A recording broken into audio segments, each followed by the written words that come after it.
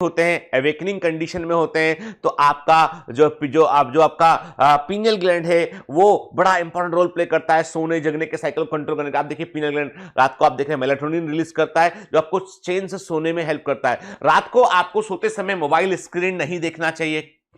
जब आप रात को सोने जा रहे हो तब आप मोबाइल, कई लोगों का हैबिट होता है रात को सोते समय में जो है वो मोबाइल को लेंगे और उसमें कुछ कुछ पोस्ट देखते रहेंगे, फेसबुक देखते रहेंगे, इंस्टाग्राम देखते रहेंगे, टेलीग्राम कुछ देखते रहेंगे, कुछ व्हाट्सअप मैसेज पढ़ते रहेंगे और उसके बाद से फोन को सिर के पास रखकर सो जाते हैं। ये बिल्कुल ही खतरनाक तरीका है। नंबर एक,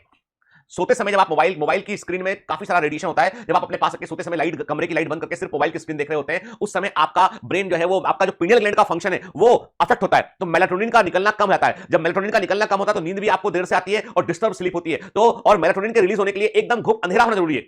जब एकदम अंधेरा होता है ना तो ही पीनियल ग्लैंड जो है वो, जब बिल्कुल अंधेरा रहेगा तो पीनियल ग्लैंड जो है क्या करती है, वो मेलाटोनिन को रिलीज करती है और वो मेलाटोनिन आपकी स्लीप साइकिल को, आपके सर्केडियन रिदम को मेंटेन करने में रोल प्ले करता है। ठीक है, इसलिए यदि आप कमरे की आप देखेंगे कमरे की यदि लाइट जली हो, आपको जल रही हो, आपका बिजली का बल्ब जल रहा हो, आपका ट्यूबलाइट जल रहा हो, तो नींद अच्छी नहीं आती, डिस्टर्ब स्लीप आती है क्योंकि मेलाटोनिन कम निकला होता है। तो हमारे सर्केडियन रिदम में पीनियल ग्लैंड का बड़ा इंपॉर्टेंट रोल होता है। ठीक है, तो हम देख रहे हैं सर्केडियन रिदम का मतलब क्या, आप देखिए 12 बजे मिडनाइट के बाद रात के 2 बजे सबसे गहरी नींद होती है, 2 बजे रात को उठ के, और सुबह के 4 बजे बॉडी का टेंपरेचर सबसे कम होता है के, और सुबह के 6:45 पे आपका बीपी एकदम से बढ़ता है, रेस करता है बीपी आपका। 7:30 बजे मॉर्निंग में, एक नॉर्मल आदमी की बात चल रही है कि जो रात को टाइम पे सोता है, टाइम पड़ता है, इवनिंग जो मॉर्निंग 7:30 पर जो है वो आपका मेलाटोनिन का सीक्रेशन रुक जाता है और 11-10 बजे के आसपास आप हाईएस्ट अलर्ट कंडीशन में होते हैं। इसलिए दुनिया भर के सभी ऑफिस का टाइम जो है 9 से 10 के बीच में रखा गया है ना, कि आप 9 बजे 10 बजे ऑफिस में आइए, आप 10 बजे से ऑफिस में, क्योंकि उस समय आप हाई अलर्ट कंडीशन में होते हैं। यदि हम ऑफिस का टाइम मॉर्निंग 7 कर दें तो लोग कम अलर्ट कंडीशन में होंगे, कम एनर्जी में होंगे, तो आपका ऑफिस का काम बढ़ेगा नहीं बल्कि कम हो जाएगा। तो 10 AM जो इट इज दी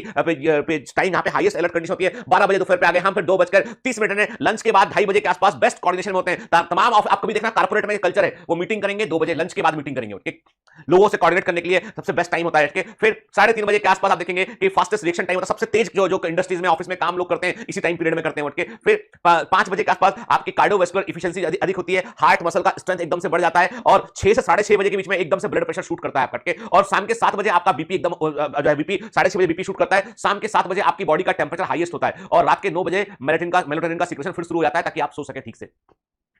अब आप खुद देखो, ये तो पूरा बॉडी अपने आप तय कर लिए, यही तो है circadian rhythm. What is the meaning of circadian? This is the circadian rhythm, कब आपका बीपी बढ़ना चाहिए, कब बीपी आपका कम रहना चाहिए, अपने आप हो रहा है, ये अपने आप हो रहा है, और ये पूरा हार्मोन कंट्रोल